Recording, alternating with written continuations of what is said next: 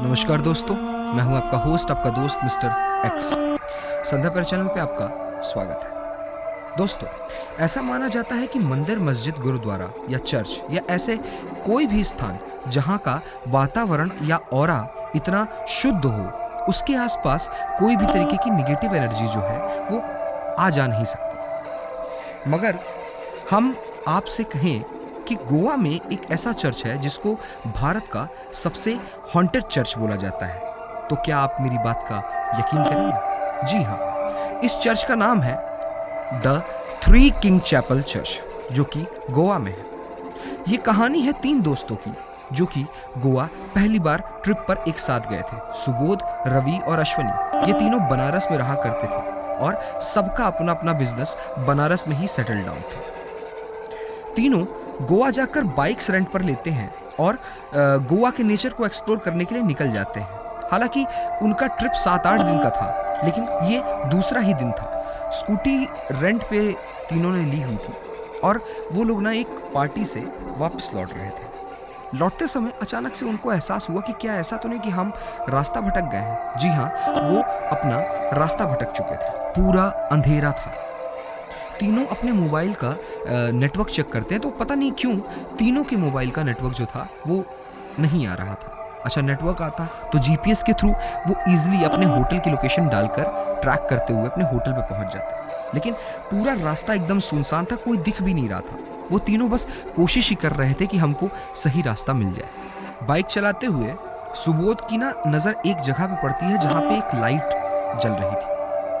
ध्यान से देखने पर उसने देखा कि हिल्स के ऊपर एक चर्च है और चांद की रोशनी उस पर सीधी पड़ रही है, और जिसकी वजह से उसकी जो सफेद दीवारें थी वो बहुत ज्यादा खूबसूरत लग रही थी। सुबोध ने रवि और अश्वनी से बोला कि यार, ये चर्च है, यहाँ कोई ना कोई जरूर होगा और हम किसी से होटल का रास्ता पूछ सकते हैं, कोई हमारी मदद कर सकता है।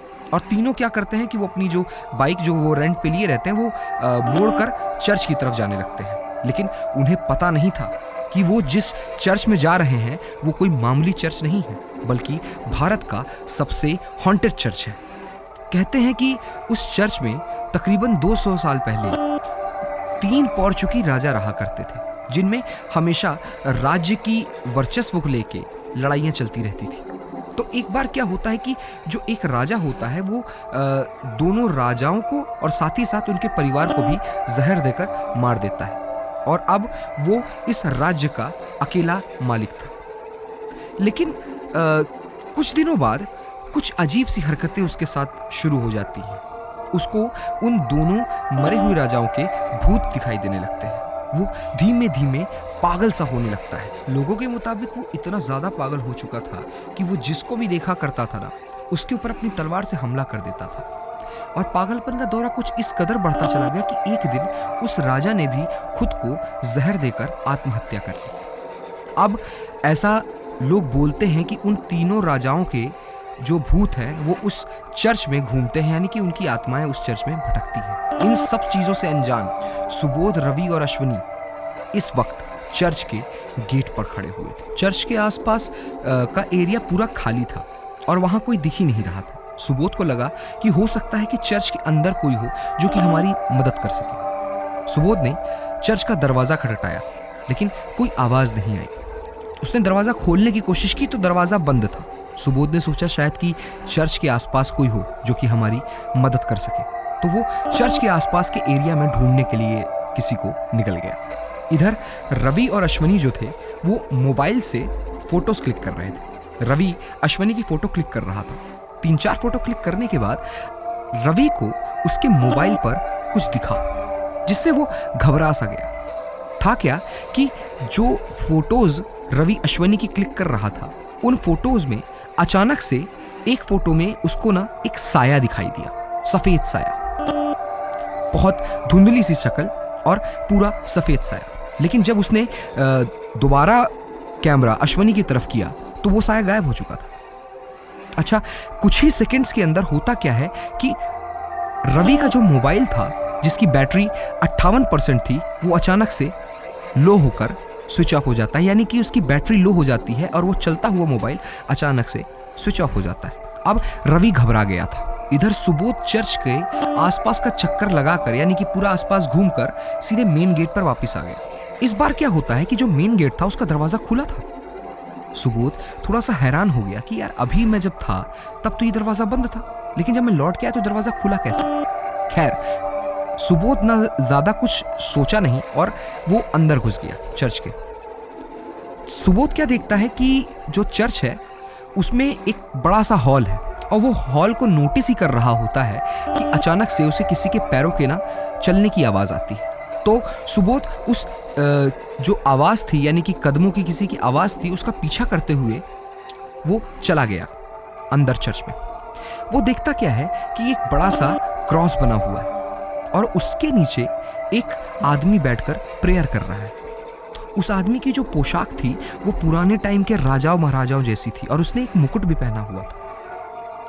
होता क्या है कि सुबोध सोचता है कि एक बार इनकी प्रेयर खत्म हो जाए उसके बाद मैं इनसे रास्ता पूछता हूँ, और ये सोचकर वो उनके बगल में ही उस क्रॉस के बगल में ही जाकर खड़ा हो गया और इंतजार करने लगा।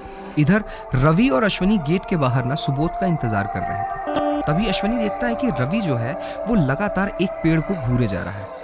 तो अश्वनी रवि से पूछता है कि भाई क्या हुआ, उस पेड़ को क्यों तुम लगातार घूरे जा रहे हो। तो रवि अश्वनी से कहता है कि उस पेड़ की डाल पर बैठा हुआ उसे एक सफेद साया दिखाई दे रहा है। ये बात सुनकर अश्वनी तुरंत डर जाता है और वो पेड़ की तरफ बढ़ता है देखने के लिए कि क्या क्या चीज़ है वो जो कि रवि को दिख रही। वो पेड़ की तरफ देखता है तो उसे कुछ दिखाई नहीं देता है। तो अश्वनी सोचता है कि शायद रवि जो है वो उसको डराने की कोशिश कर रहा है। जैसे वो पलटकर रवि की तरफ देखता है वो देखता है कि रवि की जो आंखें थी वो पूरी लाल हो चुकी थी और अब रवि जो था वो अश्वनी को बहुत अजीब तरीके से घूर रहा था और हल्की सी मुस्कान दे रहा था जो कि बहुत ज़्यादा डरावनी लग रही थी। अश्वनी ने आवाज़ लगाई, रवि रवि। रवि का कोई रिस्पॉन्स नहीं था। उसने रवि को जोर जोर से पकड़कर हिलाया। इसके रिस्पॉन्स में रवि ने उसको जोर से धक्का दिया और अश्वनी एक पेड़ पर जाकर टकरा गया और वहीं पे गिर गया। कुछ ही सेकंड्स के अंदर जैसे ही गिर के उठने के बाद अश्वनी की निगाहें रवि की तरफ पड़ी। रवि अश्वनी की आंखों में देखता हुआ पीछे की तरफ पैदल चलने लगा, धीमे धीमे धीमे धीमे। और कुछ ही सेकंड्स के अंदर वो जाते जाते एक जो पीछे खाई थी उसमें उसने छलांग लगा दी। अश्वनी का मुंह खुला का खुला रह गया। वो समझ ही नहीं पाया हुआ क्या। वो तुरंत उठा और भागा और भाग के देखा नीचे खाई की तरफ। तो जब वो नीचे देख रहा था तो उसने देखा कि जो रवि है वो सड़क पर लहूलुहान पड़ा हुआ है, लेकिन उसी के जस्ट बगल में एक सफेद सा कुछ साया टाइप का खड़ा है। जैसे ही अश्वनी की नजर उसकी तरफ पड़ी या कहें कि उसने अश्वनी को देखा, वैसे ही वो तुरंत हवा में घुल गया और हवा हो गया पूरी तरीके से। अश्वनी पूरी तरीके से डर चुका था, लेकिन किसी तरीके से उसने अपने आप को संभाला और तुरंत भागकर नीचे गया खाई पे और रवि को उठाकर अपनी बाइक पर बैठाया और अस्पताल की तरफ जाने लगा। किसी तरीके से उसको ढूंढते ढूंढते एक अस्पताल मिला जहां पे उसने रवि को एडमिट करवाया। उस अस्पताल के स्टाफ ने अश्वनी को इस चर्च की पूरी हॉन्टेड हिस्ट्री बताई। अब जो अश्वनी है वो हॉस्पिटल के 3-4 लोगों को साथ में लेकर वापस उस चर्च पे जाता है। होता क्या है कि उस चर्च में जब वो लोग पहुंचते हैं तो उस हॉल के अंदर जो है वो सुबोध बेहोश पड़ा होता है। सुबोध को होश में लाया जाता है तो सुबोध अश्वनी को और बाकी लोगों को बताता है कि यहाँ पे एक आदमी खड़ा हुआ था, मतलब बैठकर वो प्रेयर कर रहा था क्रिस क्रॉस के सामने। काफी देर तक इंतजार करने के बाद जब उससे रहा नहीं गया तो उसने पूछ ही लिया उससे कि भैया मुझे आपकी थोड़ी सी मदद चाहिए, मैं अपने होटल का रास्ता भटक गया हूँ और मुझे आपसे मदद चाहिए उस रास्ते को ढूंढने के लिए। तो होता क्या है कि वो आदमी वैसे बैठा का बैठा रहता है और उसकी गर्दन जो होती है वो पीछे की तरफ घूम जाती है।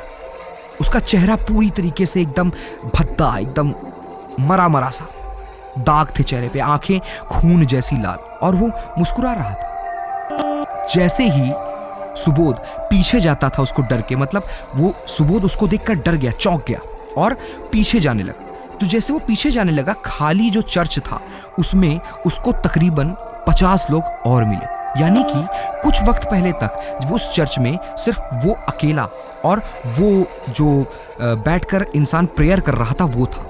लेकिन जैसे ही उसने पलट कर देखा, उसके बाद उस जगह पे, उस चर्च में, उस हॉल में तकरीबन 50 लोग। किसी की आंख फूटी थी, किसी के चेहरे से खून बह रहा था, किसी की गर्दन पे कटे हुए के निशान, किसी के कपड़ों से खून गिर रहा था।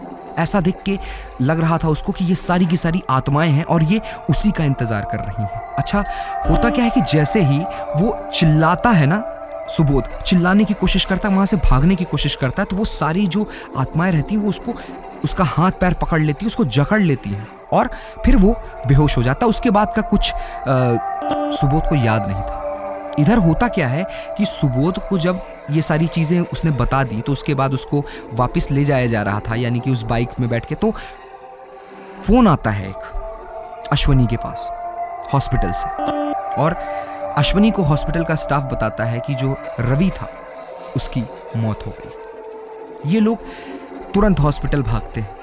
किसी तरीके से सुबोध की और अश्वनी की तो जान बच जाती है, लेकिन रवि इस हादसे में मारा जाता है।